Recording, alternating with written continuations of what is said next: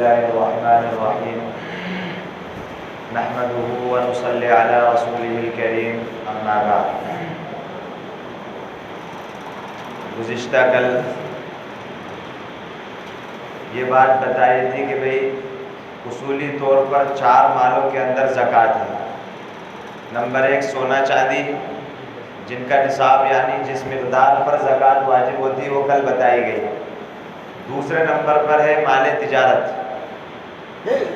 ابو داؤد کی روایت ہے، سمرہ بن جندب رضی اللہ عنہ اس کے راوی ہیں، فرماتے ہیں ان رسول اللہ صلی اللہ علیہ وسلم کان یأمرنا بالصدقۃ ان نعد للبیع، کہ رسول اللہ صلی اللہ علیہ وسلم ہمیں ان چیزوں میں زکوٰۃ ادا کرنے کا حکم دیا کرتے تھے جن کو ہم تجارت کے لیے اپنے پاس رکھتے تھے۔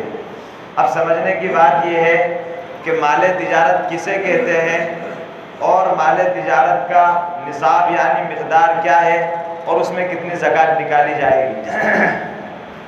سب سے پہلی بات کہ مال تجارت کسے کہتے ہیں تو اس کا جواب یہ ہے کہ مال تجارت وہ مال ہے جس کو انسان بیچنے کے لیے خریدتا ہے، یعنی جس مال کو بھی انسان اس لیے خریدے کہ وہ اس کو بیچ کر نفع کمائے گا تو اس کو مال تجارت کہا جاتا ہے۔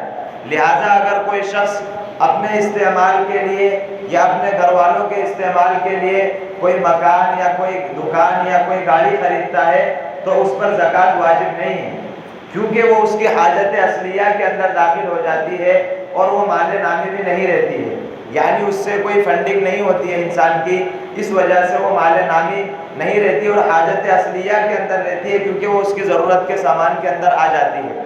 اور جو چیز تجارت کے لیے خریدی جائے یا جو چیز بھی اس نیت سے خریدی جائے کہ میں اس کو بیچوں گا تو اس کے اندر زکوٰۃ واجب ہوتی ہے۔ مثال کے طور پر آج کل کے زمانے میں انسان مرغی فارم لگاتا ہے، تو اب وہ مرغی اگر اس نے مرغی اس لیے رکھی ہے کہ بھئی وہ خود کھائے گا اور استعمال کرے گا، اسی طریقے سے مچھلی اور اسی طریقے سے انڈے، تو ان کے اندر زکوٰۃ نہیں ہوگی۔ لیکن جب بھی اس نے بیچنے کی نیت سے ان کو خریدا ہے یا مرغی فارم رکھا ہے تو پھر اس کے اندر زکوٰۃ واجب ہو جائے گی اور اس کی زکوٰۃ ادا کرنا پڑے گی۔ اسی طریقے سے مکان کا مسئلہ ہے اور اسی طریقے سے پھر جو زمین خریدی جاتی ہے پلاٹ وغیرہ اس کا مسئلہ ہے اور اسی طریقے سے باغات وغیرہ کا مسئلہ ہے۔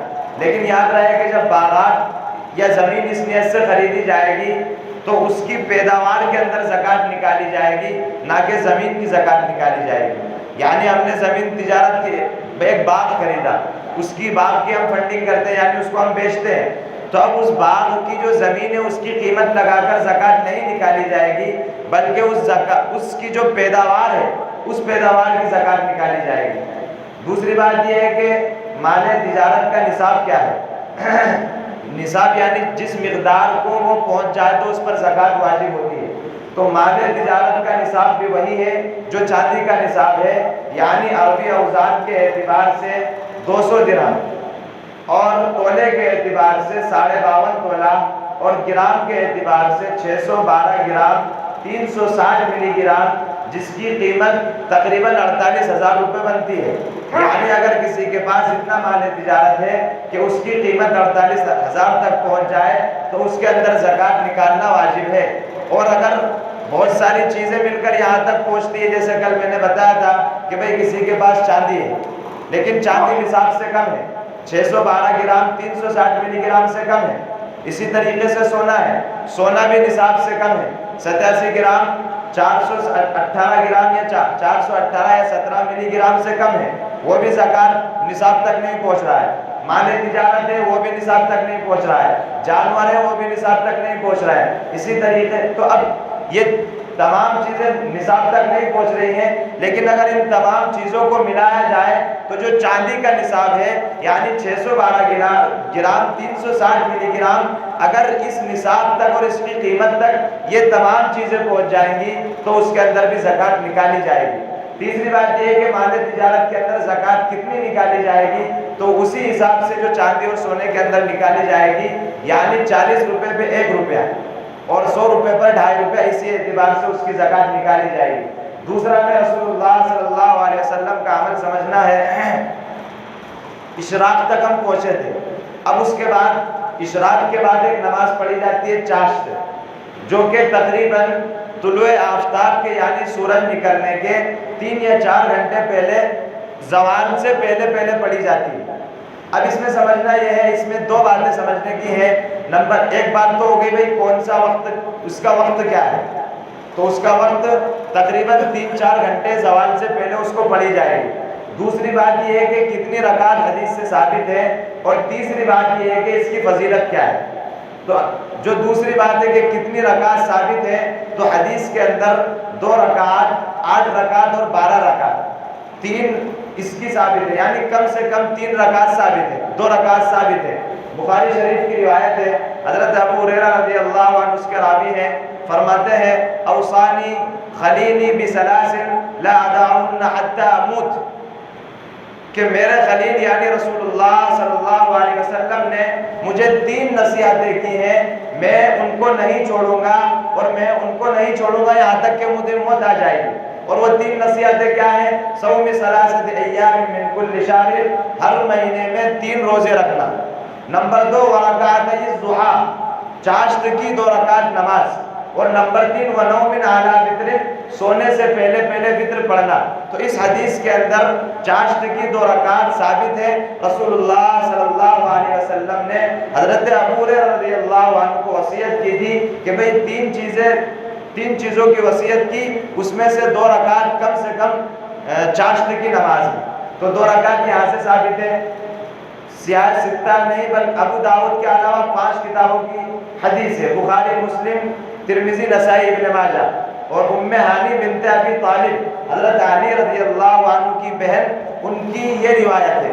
وہ فرماتی ہے کہ ان رسول اللہ صلی اللہ علیہ وسلم یوم الفتح صلی صبحۃ الضحى 8 رکعتین یسلم من کل رکعتین. ام ہانی بنت ابی طالب رضی اللہ عنہ فرماتی ہے کہ رسول اللہ صلی اللہ علیہ وسلم نے فتح مکہ کے دن چاشت کی 8 رکعت نماز پڑھی، 8 رکعت، 8 رکعت نماز پڑھی، اور ہر 2 رکعت پر آپ صلی اللہ علیہ وسلم سلام پھیرتے تھے. تو یہ 8 رکعت بھی ثابت ہے. اسی طریقے سے ترمذی اور ابن ماجہ کی روایت ہے، حضرت انس بن مالک رضی اللہ عنہ اس کے راوی ہیں، فرماتے ہیں رسول اللہ صلی اللہ علیہ وسلم نے ارشاد فرمایا من صلی الضحى 12 رکعتا بنى الله له قصرا في الجنة من ذهب.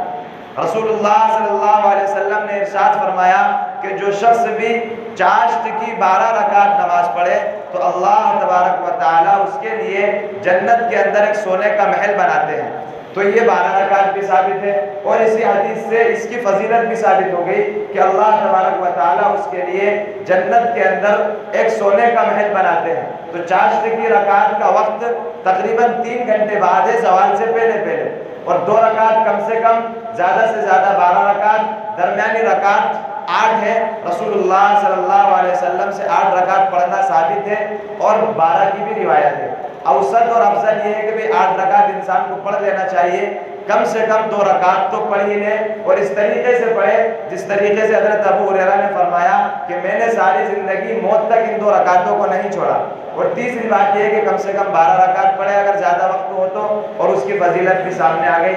دعا ہے کہ اللہ تبارک و تعالی امن کی توفیق نصیب فرمائے.